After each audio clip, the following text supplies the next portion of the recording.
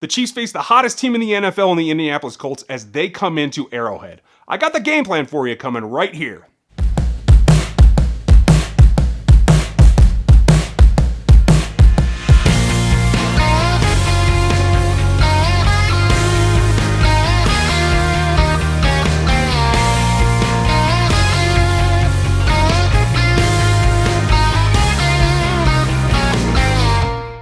This is RGR Football. I'm Ryan, and I'm going rogue. And this is on the NFL, the Chiefs, and all of this postseason business that's going on. We have a great game to look at in Arrowhead. The Colts coming in to play the number one seed in the Chiefs. But things are going to get down to the nitty-gritty. We're going to talk about what needs to happen and what may actually happen right here. But I have a little bit of news. Got the RGR gear store up and going, so if you're looking for mugs and sweatshirts and whatever with RGR on it, I got you covered. Hit the show notes below and check that out.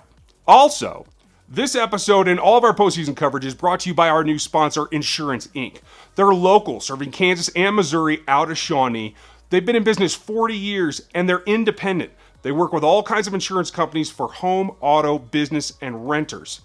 One of the best that they work with is auto owners. Go to the website and get your quote. Now, this is a big game for a fairly young team, and they've come a long way, and now it's finally to the point where they can defend what they've earned this season. And I like to see where they are mentally, and I think some words from Coach Bieniemy really get you off and started.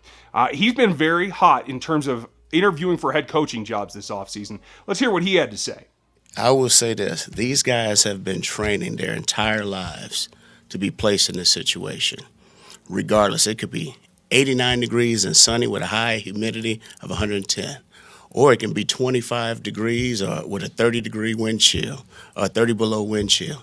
It does not matter, okay? You only get a certain amount of opportunities in this profession to go out and prove who you are and what you're about. So regardless of weather conditions, we don't care. We'll go out and play.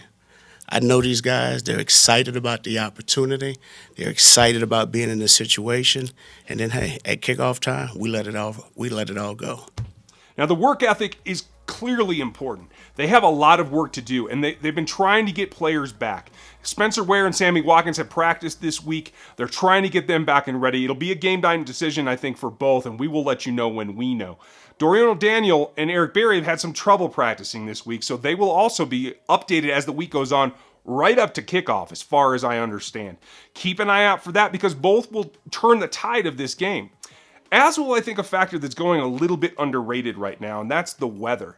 It's getting a deteriorating forecast as we go along, getting worse and worse with sleet and possibly snow and all kinds of things, and that plays into a few things. We'll talk about the Chiefs' offense here in a couple of minutes, but right now let's look at the Indianapolis offense. And the worse the weather gets, the better it is for them. What they've been able to do is run the ball well, particularly last week against the Texans. Racked up a lot of yardage. Marlon Mack is running well, accelerating well. Frank Reich's developed this run game that is really dependent and heavily usage on traps and pulls and being athletic. Sounds familiar, right? It goes along the lines of what the Chiefs like to do too, even it takes it to a step farther. You're going to see a lot of the wham block against these Chiefs. They're going to allow them to try to get over aggressive and come through and have a player come in from the side, basically, is what a wham is. Lining up to the outside, coming down inside to cut off that block. The running back can then cut off of it and has a tendency to really spring them for some yardage. There's a lot of wham trap involved in there. There's a lot of pulls for this offense. And I think what it does is allows them to get their rhythm. And it's the building block in a classic sense that they use to make everything else go. In fact, in 5 of their 6 losses, the Indianapolis Colts were unable to get 100 yards rushing. And that's really what the key is. When they're able to hit 100 yards, it opens up all the play action passing, allows them to use some of the speed they have in T.Y. Hilton to get deeper, but it all flows from that run game. Otherwise, they have to go back to that quick action kind of thing, and Luck is good at diagnosing pre-snap. So that sets them up to be able to mix and match. And for a staff that looks at this Chiefs defense and says, hey, we should be able to run on them all day, which is probably the truth. Expect to have a heavy load of the run game. There's no reason not to. In fact, it's a sound strategy that a lot of folks have pointed out to try and keep the ball away from Patrick Mahomes by running the ball. If it does happen to be snowing and sleeting and raining, oh my, it only makes it easier for them. I think what you're going to see is them really rely on that and rely on that offensive line. A lot of the whams are done with the tight ends, but that line is stout. And when they're pass protecting, they've done a very good job. Fewest sacks in the league is Andrew Luck, and it's all up to his line. A lot of athleticism there, particularly at the right tackle, although I think that's a good matchup for this defense because I think Dee Ford's speed actually gets him around the corner better than most, and it cuts down the number of double teams they can do. Those tight ends are going to have to come in and probably help chip at the very least. I think some of the backs are as well, and if they're only running 2 route sets, that helps the Chiefs' defense. But between Justin Houston and Chris Jones and Dee Ford, they have to get after the passer. It is critical in this particular game to get Luck off of his mark. But at the same time, they have to defend that run. So expect to see some base defense. Hopefully they come out in that and try to set that tempo early. Run out of the base, get your pass rush going, and then adjust to what they have to do. Because if the Colts are unable to get that run game really established, it takes away some of that play action. It sets the Chiefs' defense up to be able to stay stout against that pass later in the game. And I think that's going to be a big key going forward. We're not going to go over the 4 points this week because it really comes down to so many different things dependent on the weather and who gets out to that lead first. So that's the big key. Understand what your opponent wants to do. Understand that they want to run and they want to play action and take it away from them. Real quickly, if you're new around here, hit that subscription, the notification bell so you know when new videos go up. Give me a comment, let us know what you think, and hit that thumbs up if you like what you're seeing. Now, on the other side of the ball, the Chiefs have the ability to score points ad nauseum. We all know that. But this Colts defense has been better than most expect. They're athletic and they're pretty scrappy in the secondary. And while you can try to move them around, I think Hooker in particular is somebody that can be moved with his eyes, with the quarterback's eyes, that is.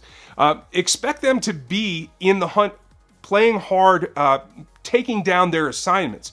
And that's what comes into what Mahomes is best suited to do. He's played very, very well against Cover-2, basically all zone defenses all season, but Cover-2 in particular. And what that sets you up is to have those alley routes down the sides. Because you have the split safeties, you can get yardage in there. You can get yardage down the middle with Kelce. And Patrick Mahomes has the arm to deliver the ball not only down the field where it's susceptible, but into those windows in the middle where it takes that arm strength and that zip to deliver the ball quickly and efficiently. So look for that pass game to be pretty stout, again, unless they get into the sleet and the frozen ball. And then it's going to be a real test. Now, Patrick Mahomes had a decent game in Denver to close out the season last season. So I don't know that unless the ball's really sopping wet, it's going to bother him that much. I think Patrick Mahomes is uniquely set up to take advantage of this Colts defense. Now, while that Colts defense doesn't do a whole lot of pre-snap motion or really trying to hide the shell that they're in, they try to keep it simple and play their game.